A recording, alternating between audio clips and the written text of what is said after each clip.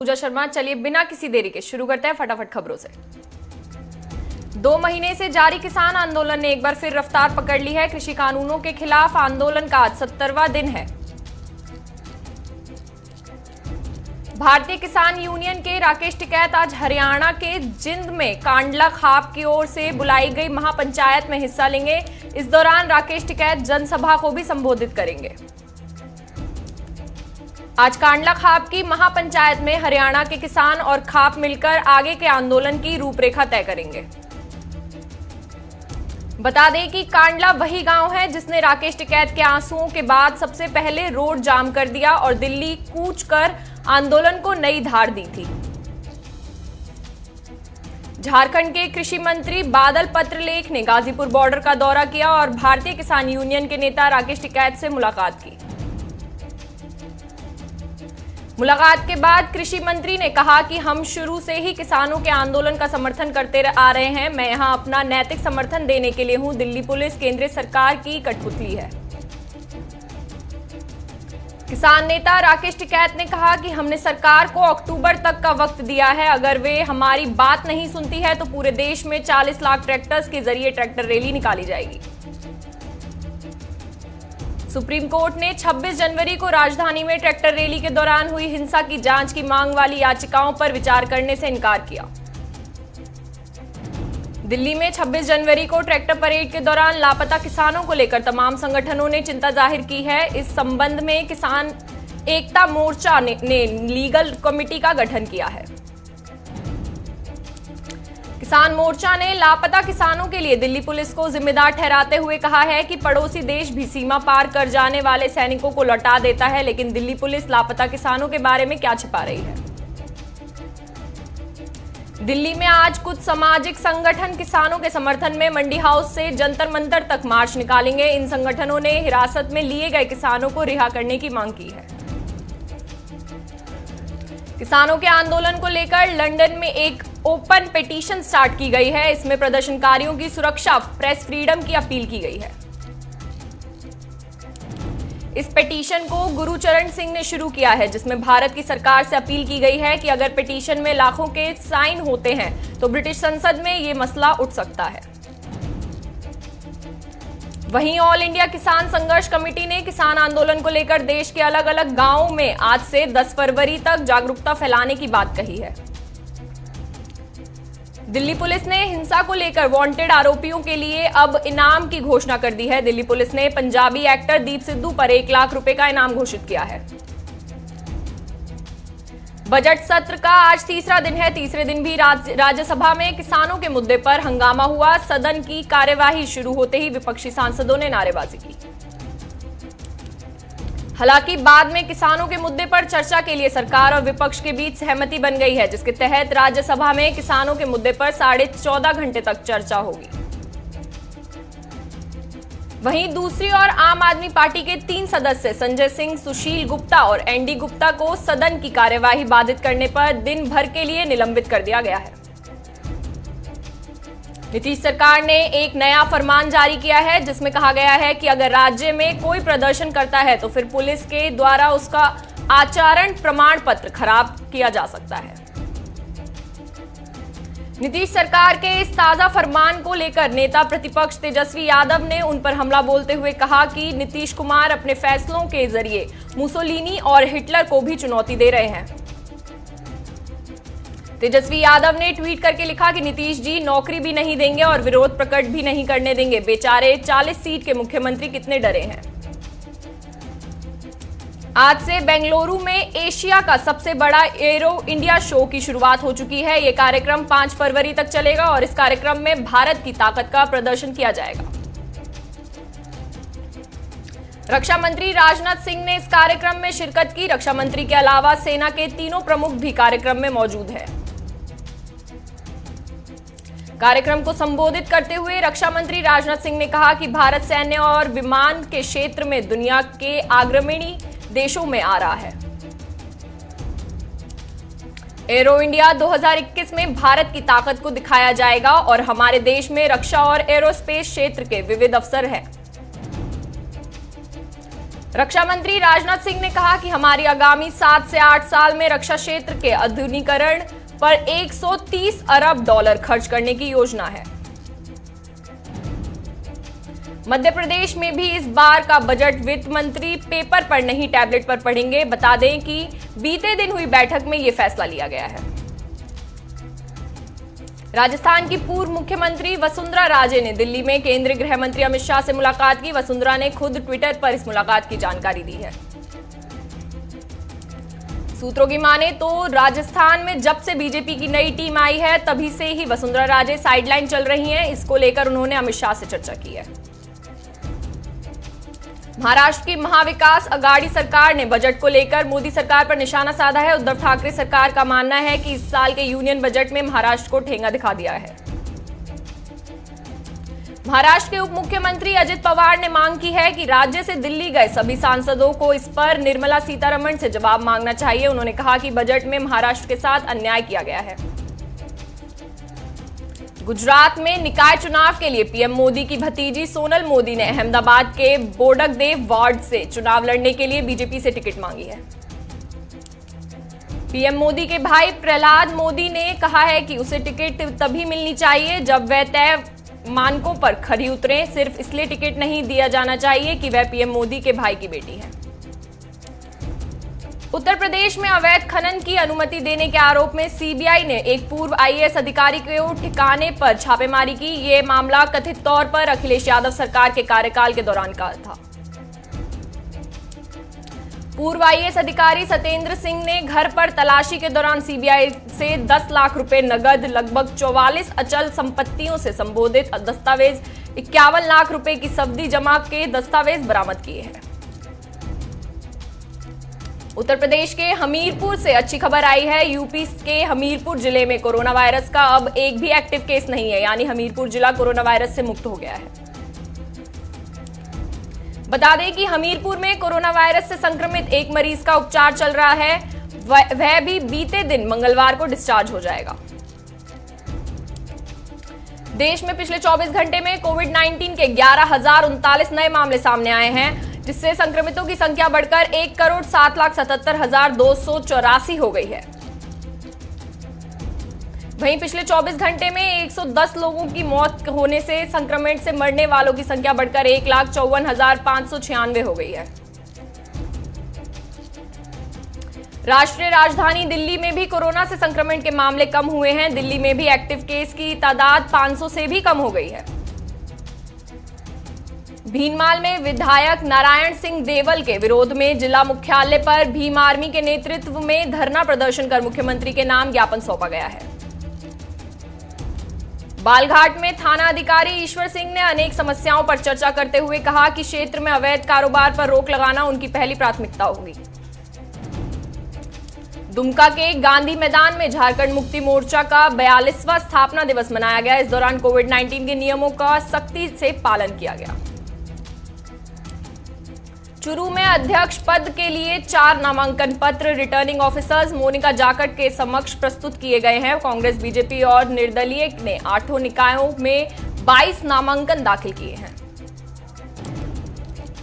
हरियाणा में आज से कोविड-19 वैक्सीन के दूसरे चरण की शुरुआत हो गई है। हरियाणा के मुख्य सचिव विजय वर्धन की अध्यक्षता में स्टेट टास्क फोर्स कमेटी की तीसरी बैठक में फैसला लिया गया है।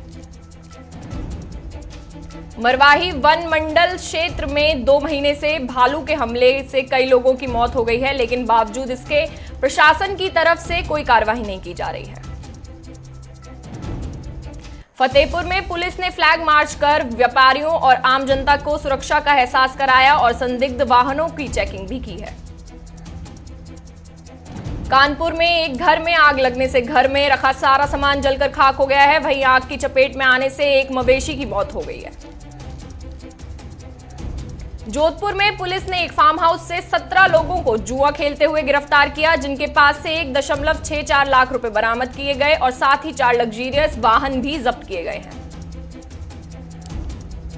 रामदुर्ग में 2 साल के लापता बच्चे का शव गांव के कुएं से मिला है। पुलिस ने मामले दर्ज कर जांच शुरू कर दी है। कोलार के डीएचओ डॉक्टर विजय कुमार पर भ्रष्टाचार का आरोप लगने के बाद डीएचओ के 6 ठिकानों पर एसीबी ने छापेमारी की। सहरसा में अज्ञात अपराधियों ने टेम्पू सवार 2 युवकों को गोली मार दी, जिसके बाद दोनों को घायल अवस्था में अस्पताल में भर्ती कराया गया है। सहरसा में पुलिस ने सीएसपी संचालक से हुई लूट मामले का 24 घंटे में खुलासा करते हुए 2 अपराधियों को गिरफ्तार किया है, जिसके पास से लूट की रकम बरामद हुई है। सिवान में कोहरे की वजह से ट्रक की चपेट में आने से एक बाइक सवार छात्र की मौत हो गई, जबकि दूसरा छात्र गंभीर रूप से घायल हो गया है। औरंगाबाद में सरकारी दवाएं फेंके जाने पर ग्रामीणों ने जमकर विरोध किया और कार्रवाई की मांग की है। फिलहाल मामले की जांच को लेकर टीम गठित की जा रही है।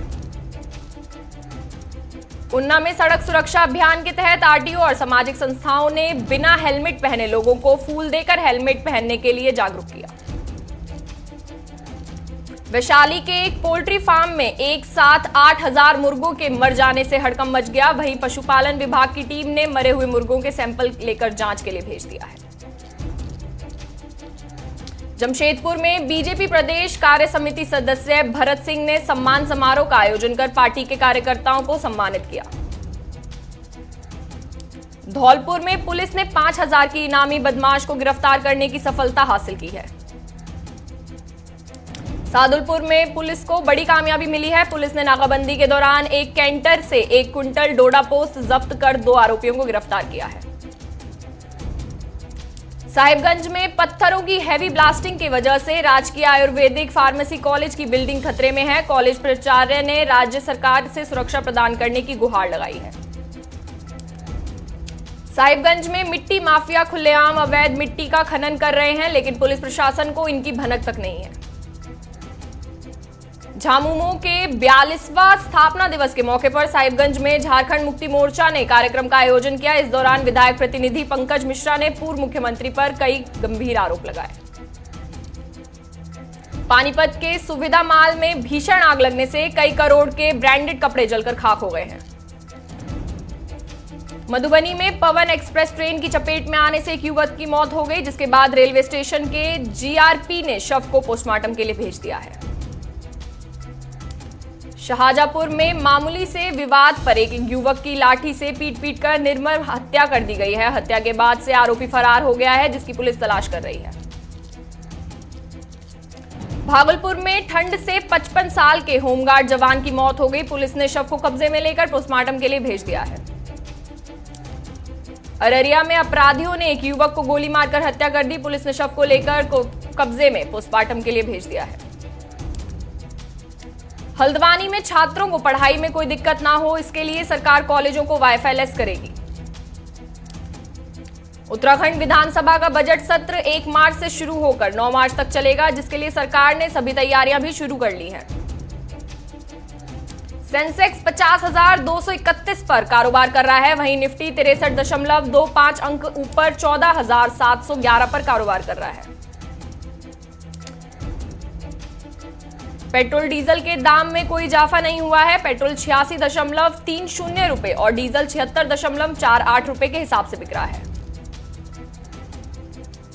अमेज़न के फाउंडर और मालिक जेफ बेजोस कंपनी के सीईओ पद से इस्तीफा दे देंगे। उनकी जगह एंडी जेसी को सीईओ बनाया गया है।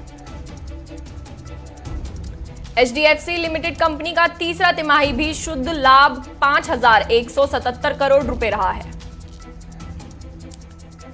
अक्टूबर से जनवरी के दौरान देश में चीनी का उत्पादन 25.37% की बढ़त के साथ 176.8 लाख टन रहा है। चीनी उद्योग के संगठन ने ये जानकारी दी है।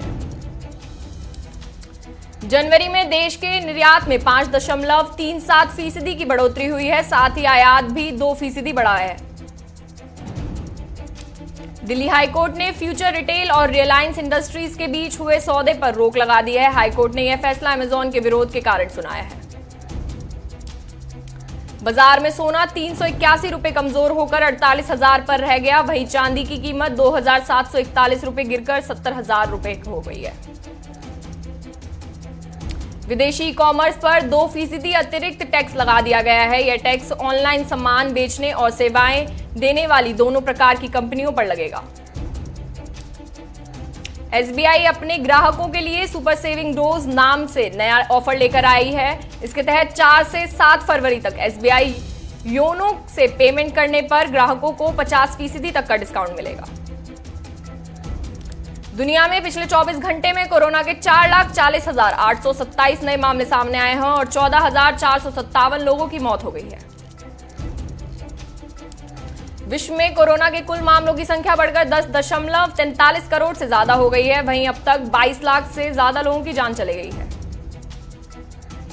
दुनिया भर में अब तक 10 करोड़ से कोरोना वैक्सीन के डोज दिए जा चुके हैं, लेकिन 29 सबसे गरीब देशों में अभी तक वैक्सीन प्रोग्राम शुरू नहीं हुआ है। कोरोना संक्रमण के बढ़ते मामलों की वजह से सऊदी अरब ने पाकिस्तान समेत 20 देशों से हवाई यातायात का फिलहाल स्थगित कर दिया है। अमेरिका के नवनियुक्त विदेशी मंत्री टोनी ब्लिंकन ने भी दुनिया भर में कोरोना के प्रसार के लिए चीन को जिम्मेदार ठहराया है। वैश्विक महामारी कोरोना वायरस से लड़ने के लिए ब्रिटेन को लाखों डॉलर की मदद देने वाले कैप्टन टॉम मूरे का कोरोना से निधन हो गया है।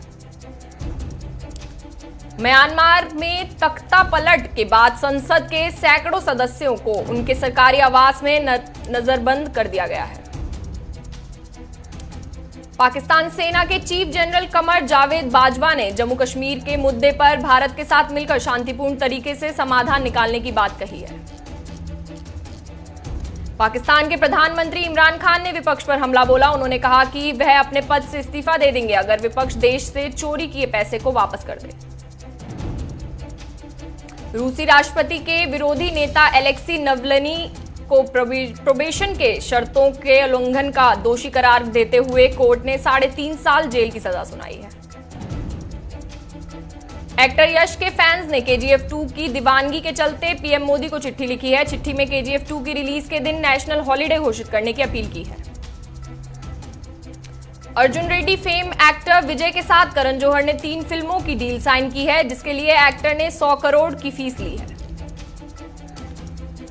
एक्टर विकी कौशल को एक फैन ने इंदौर के समोसे खिलाए, जिसके बाद विकी ने फैन का शुक्रिया अदा करते हुए लिखा, वैसे इंदौर के समोसे कमाल के हैं यार। शाहरुख खान के साथ सलमान खान फिल्म पठान की शूटिंग शुरू करेंगे। रिपोर्ट्स के मुताबिक पठान में सलमान टाइगर के किरदार में स्पेशल अपीयरेंस दे रहे हैं और इसके लिए उन्हें फीस पहले ही दी जा चुकी है। Actor Aamir Khan Spanish film के रीमेक में दिव्यांग खिलाड़ियों के कोच बनेंगे। इस फिल्म में आमिर बास्केटबॉल सिखाते नजर आएंगे। आईसीसी ने पहले player of the month award के लिए नॉमिनेट हुए क्रिकेटर्स की लिस्ट जारी कर दी है। इस कैटेगरी में भारत के ऋषभ पंत, इंग्लैंड के जो रूट और आयरलैंड के पॉल स्टिरलिंग को नॉमिनेट किया है। वहीं महिलाओं में पाकिस्तान की डायना बेग, साउथ अफ्रीका की शबनम इस्माइल और दक्षिण अफ्रीका की मरीजान कैप को नॉमिनेट किया गया है। कोरोना की वजह से ऑस्ट्रेलियाई क्रिकेट टीम का साउथ अफ्रीका दौरा रद्द हो गया है। साउथ अफ्रीका में इस समय कोरोना की दूसरी लहर चल रही है, जिसके चलते ऑस्ट्रेलिया की सरकार ने यह फैसला लिया है। ऑस्ट्रेलियाई क्रिकेट टीम का साउथ अफ्रीका दौरा रद्द होने से भारतीय टीम के आईसीसी टेस्ट चैंपियनशिप के फाइनल में पहुंचने की राह पहले से आसान हो गई है। वहीं न्यूजीलैंड की फाइनल में जगह पक्की हो गई है। क्रिकेटर जयदेव उनदकट ने मंगेतर रीनी के साथ शादी रचाई। हालांकि इस शादी के कार्यक्रम में करीबी लोग ही शामिल हुए हैं। तो चलिए फिलहाल के लिए इतना ही। देश और दुनिया की तमाम खबरों के लिए हमारे साथ बने रहें। नमस्कार।